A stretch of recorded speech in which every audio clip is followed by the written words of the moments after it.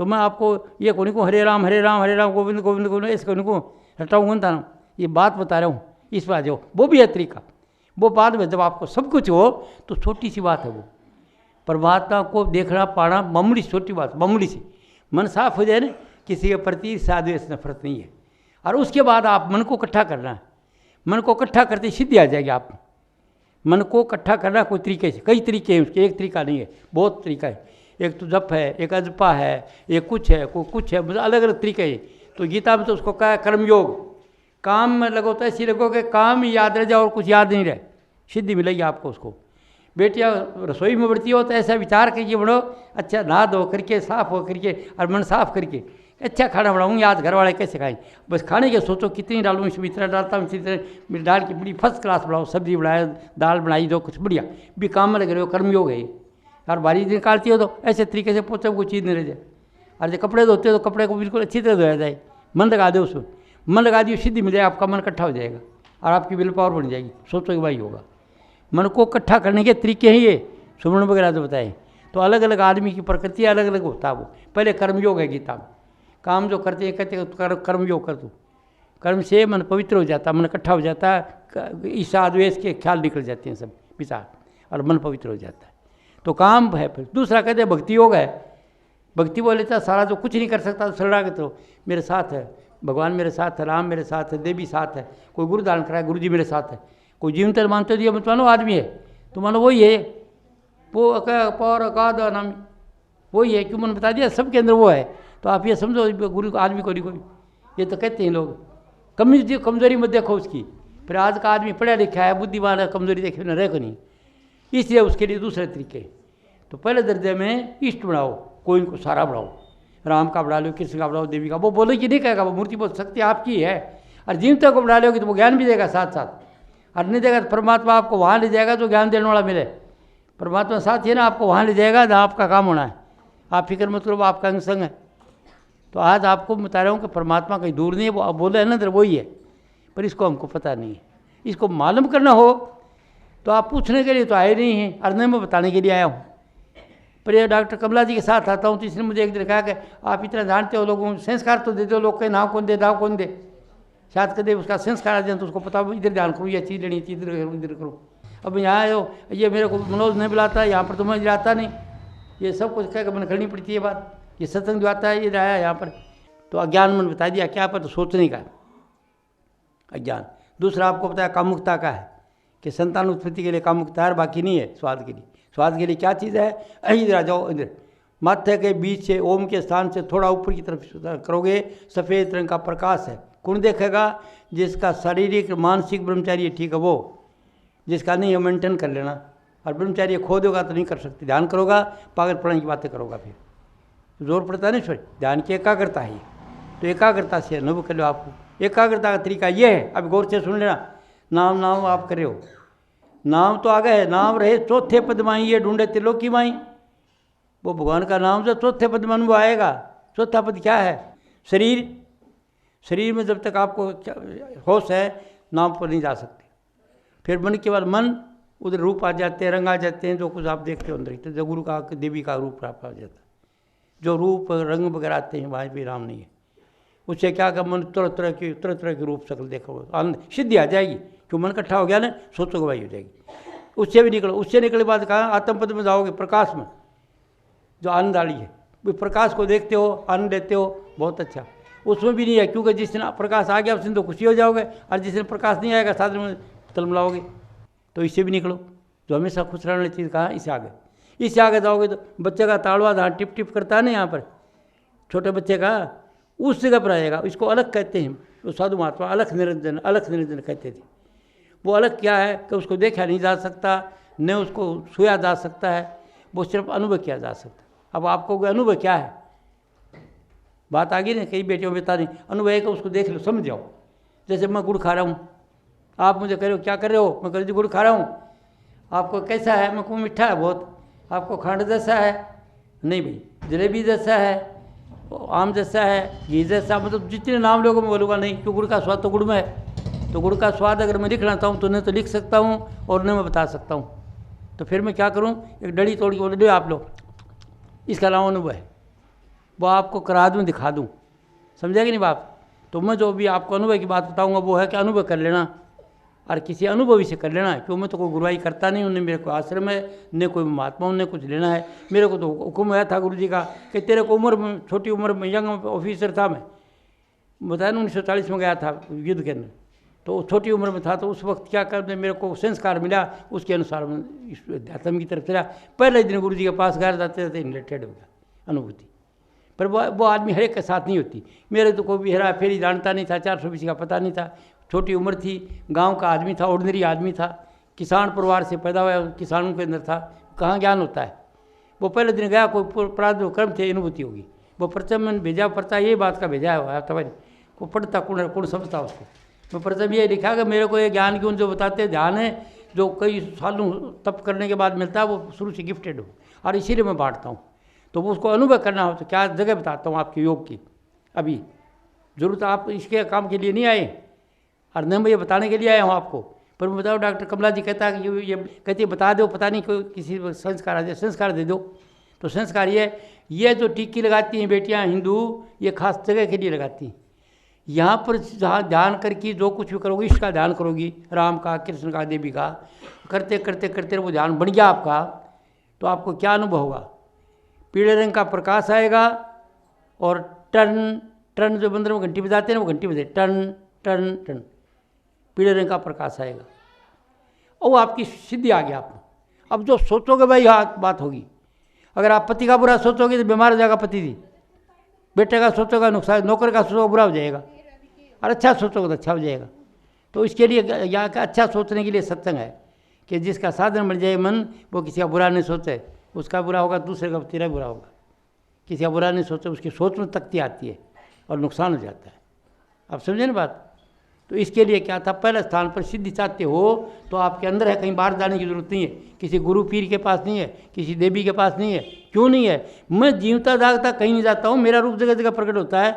आप आए, ये कर दिया, ये कर दिया, ये कर दिया, मेरे बाप को भी पता नहीं, तो मैं कैसे मान लूँ कि बाहर से राम आया, कृष्ण है। वो आप पैदा करते हो सब, राम को पैदा करने वाले आप हो, कृष्ण को पैदा करने वाले आप हो, देवी को पैदा करने वाले आप हो, प्रकाश को पैदा करने वाले आप हो, और शब्द को पैदा करने वाले आप हो।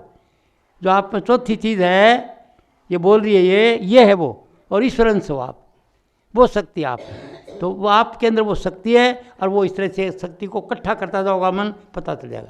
तो पहले स्थान पर आ गया क्या चीज़, सिद्धि का स्थान, दुनिया की चीज़ से मिल जाएगी आपको, कोई कमी नहीं रहेगी यहाँ करोगे तो। और घटिया सोचोगे तो घटिया होगा, सावधान। इसके बाद माथे के बीच में अगर ध्यान बन जाता आपका, तो उसका बनने का क्या तरीका है, विधि अलग अलग हैं। कोई राम राम करके करेगा, कोई अल्लाह अल्लाह करके करेगा, कोई जय सिया राम करके करेगा, कोई 1 2 3 4 करके, अलग अलग विधि है ध्यान को इकट्ठा करने की, अलग अलग है अकॉर्डिंग टू नेचर। जैसे डॉक्टर सबको एक दवाई तो नहीं देता, डॉक्टर सिम्टम देखता है, क्या करते, छींकता देखता है, इसकी एलर्जी है और सर्दी लगी है, वो दवाई देता है। तो इसी तरह जो अनुभवी आदमी वो जानता है, आपकी प्रकृति देख के आपको बताएगा कि आप ऐसे मन इकट्ठा कर दिया करें। आप अपनी तकलीफ बताते हैं, वो इस तकलीफ को ठीक करने का तरीका बता देगा, ऐसा है। तो ये है ज्ञान का केंद्र, ओम का स्थान, जो माथे में बीच में टीका करते हैं ना कोई पंडित पुरोहित, ये ज्ञान का केंद्र है। ज्ञान क्या क्या ज्ञान इस लोक का चाहते हो या वाही लोक का चाहते हो, ऊपर के लोक का, राम लोक का, कृष्ण लोक का, या ऊपर के लोकों का चाहते हो या इस लोक का चाहते हो। फर्ज करो किसी का आदमी है या किसी की पत्नी है, घर छोड़ गई या आदमी छोड़ के चला गया, 2 साल हो गए, मिलता नहीं किसी को। तो पहले पंडित पुरोहितों के पास जाते थे, जिनका ये ध्यान बढ़ता था ना, इसलिए हमारे पंडित जी बाहर फलाना चला गया, देखते हुए, हाँ देखता हूँ। वो ध्यान करता है तो वो जिस आदमी की फ़ोटो देख लिया, वो उसने देखा हो वो बम्बई फलानी जगह पर है, और उसको साथ ही जगा दिया। जैसे सपना देखता है ना आदमी, खड़े खड़े करते हैं सपना में, तो उसको जगाते हैं ना, उठ वही होश करे, तो ऐसे वो होश करा देता उसको, वो फिर इधर आ जाएगा। तो वो गया तो नहीं कहीं, ध्यान में शक्ति है उस आदमी का, ध्यान में शक्ति है। इधर जब ध्यान बन जाता है तो फिर उसके अंदर सिद्धि आती है, क्या ज्ञान चाहता है। ये जितने शास्त्र लिखे हुए हैं, जो इधर ध्यान करने वाले लिखे, माता के बीच में से ध्यान कराया, और गीता लिख दी, रामायण लिख दी, महाभारत लिख दिया, और लिख दिया, वो सब लिख दिया। जो सोचेगा वो चीज़ सामने दिखता आ जाएगी। तो आपके अंदर शक्ति है, पर इसके लिए चीज़ क्या है, ब्रह्मचर्य का पालन, शारीरिक और मानसिक ब्रह्मचर्य रहना, तब आप ध्यान कर सकते हैं। नहीं ध्यान बढ़ेगा नहीं आपका, जहाँ ध्यान करो दिमाग खराब हो जाएगा। फिर इसके थोड़ा और ऊपर चलते इधर ध्यान करते हैं तो आपके अंदर क्या होगा, एकाग्रता आ जाएगी। और उस एकाग्रता में क्या होगी कि चांद जैसी चांदनी नजर आएगी और सारंगी जैसा शब्द नजर आएगा। अब यहाँ रूप नहीं आएगा, फिर स्वरूप जो है इष्ट का वो यहाँ तक आता है, इधर और इधर बात है बीच, बस उसके ऊपर जाके स्वरूप नहीं है। फिर बाद में प्रकाश आएगा, सफ़ेद रंग का प्रकाश आ जाएगा, बहुत मामूली चांद जैसी चांदनी, बस शेवरी आएगी। तो उसमें क्या आनंद रहेगा, बेफिक्री रहेगी, मन काम नहीं करेगा, हंसते रहोगे, खुशी रहोगे, कभी चिंता करोगे कोई, आनंद का स्थान है।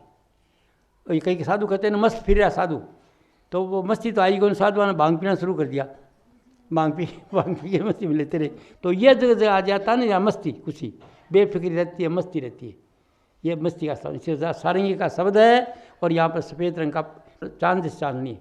और इससे थोड़ा ऊपर चलेगा तो एकदम सफ़ेद प्रकाश आ जाए, तो ब्राह्मणों का मंत्र है ओम भूर्भुवः स्वः तत्सवितुर्वरेण्यं भर्गो देवस्य धीमहि धियो न प्रचोदयात्। इसका भाव ये है, मनुष्य तू जागते स्वप्न सुस्वती गहरी नींद से आगे जो सूर्य तुम्हारा उसका ध्यान करो, तुम्हारी बुद्धि श्रेष्ठ रहेगी।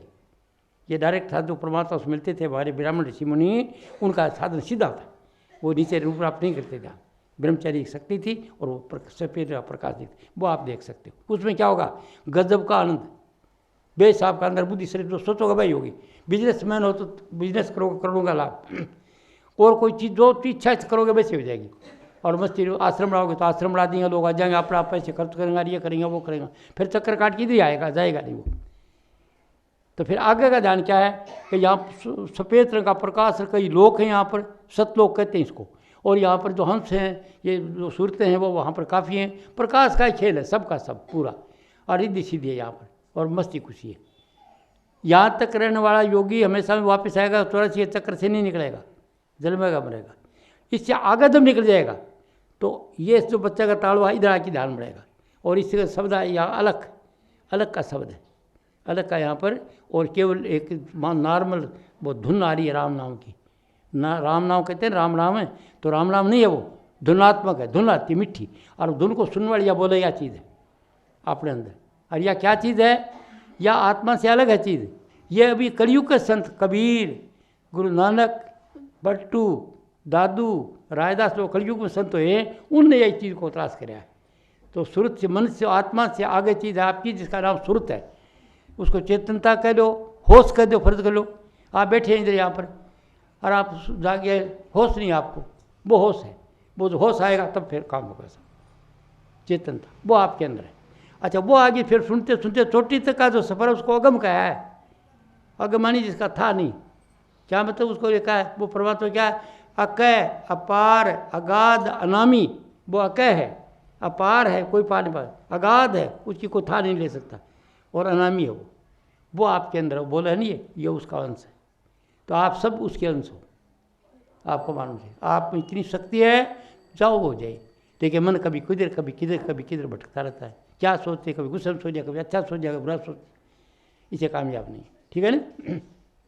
यह साधन करने वाला आदमी जब गहरी नींद की तरह चले जाएगा, आखिरी वो जाके जो सुनने वाला जो शब्द है वो भी नहीं रहेगा, जो राम नाम वो भी, और न सुनने वाली चीज़ रहेगी। गहरी नींद में जाते हो क्या होता है, आप उधर ही चले जाते हो। हर आदमी जो बैठे गहरी नींद में वहीं चला जाता है। और गहरी नींद नए 5-7 दिन तो वैज्ञानिक के पास जाना पड़ेगा, कंपोज की गोलियाँ गाड़ियाँ लोगे तब जाके होश आएगा, समझ आएगी। तो गहरी नींद में जाते हो तो रोज़ की गहरी नींद आती है ना सबको, तो वो जगह वहाँ पर कोई तकलीफ होती है क्या, कोई दुख है, कोई फ्रैक्चर हो गया, कुछ हो गया तो उधर भाजता है वहाँ पर, या कोई घाटा भाजता है, कोई समस्या आती है उधर, सब चिंता चाहते यहाँ रह जाती। तो हर एक आदमी प्राकृतिक तरीके से रोज़ाना वहाँ चला जाता है, डीप स्लीप आ जाती है, और सुबह कान झड़का के वही काम फिर करता है। तो ईश्वर अंश आप हैं, आपके अंदर वही शक्ति है, और रोज़ाना आप उधर मुलाकात करते हैं, इसका कोई पता नहीं। ये मेरी थ्योरी है बताने की।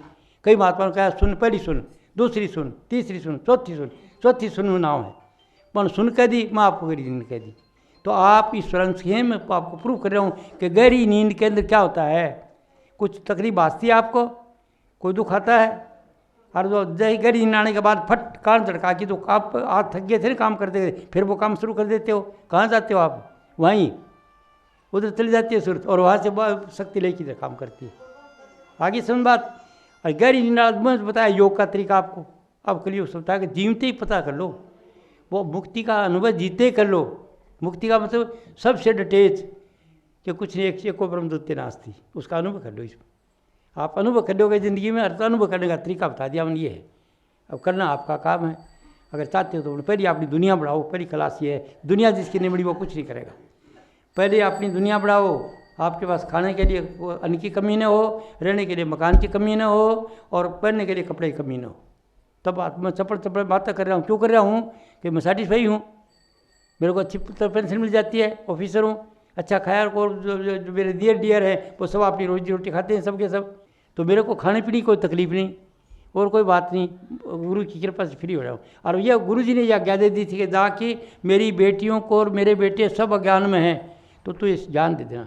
तो मेरा ज्ञान बेटी और भाइयों पढ़े लिखे आदमियों के लिए, विद्वानों के, डॉक्टरों के लिए, इंजीनियरों के लिए, वैज्ञानिकों के लिए, उन लोगों के लिए, IAS IPS अफसर जो नहीं आते उनके लिए, उनकी वही हालत है सबकी।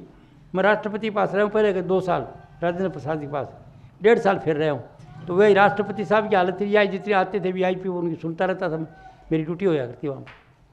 तो सबको ये तकलीफ है। तो आप जो चाहते हो ईश्वर अंश हो, कोई तकलीफ नहीं है, ज्ञान की तकलीफ है। इलाज है ज्ञान देना। और ज्ञान कहाँ से मिलेगा? चल सतगुरु की हाट ज्ञान बुद्धि लीजिए, कीजिए साहिब से हेत प्रेम पर भाई। किसी सतगुरु के हाट में सत्य में जाना होगा, उससे ज्ञान मिलेगा आपको।